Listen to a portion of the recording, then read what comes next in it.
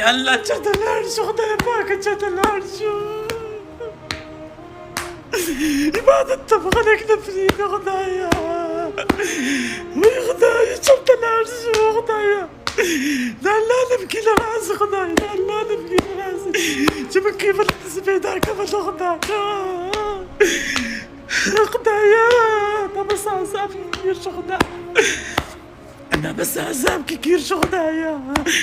په یو ځای کې د چا نه نه خلاصېږو د الله په کور کې د خلکو نه نه خلاصېږو خدایه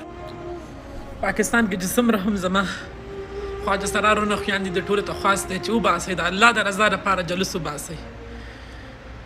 د اسلام دپاره د مسلمانۍ دپاره جلوس وباسئ زما دپاره نه ما سره ډېرې سختې پختې تېرې شوي دي ما چې تاسو د سوال زاري منت نه دی کړی نن زه تاسو سوال زاري منت کوم د الله د رضا دپاره وباسئ جلوس د الله په کور کې په مکه مدینه کې خلک مونږ نه پرېږده مونږ د سپک نظر کولی کېږي ما سره چې څه شوي دي هغه زما په خوله باندې نه راځي زه خو خاموشه باندې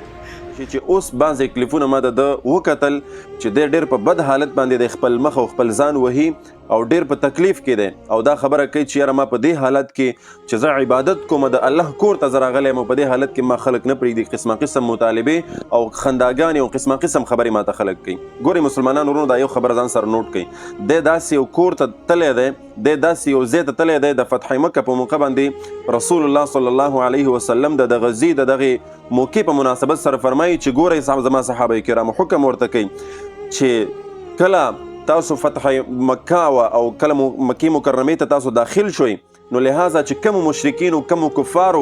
مسجد حرم ته ننوتل ولته پناه واغستله هغوی به تاسو نه قتل کوئ هغوی به په امن کې ځکه دا د امن کور دی د مشرکینو په باره کې د رسول الله صلی الله علیه وسلم دا حکم و چې هغوی ته به امن میلاویږي لهذا دا خو یو مسلمان دی کلمه یې ویلې ده زموږ استاد د کلمې مسلمان دی لهذا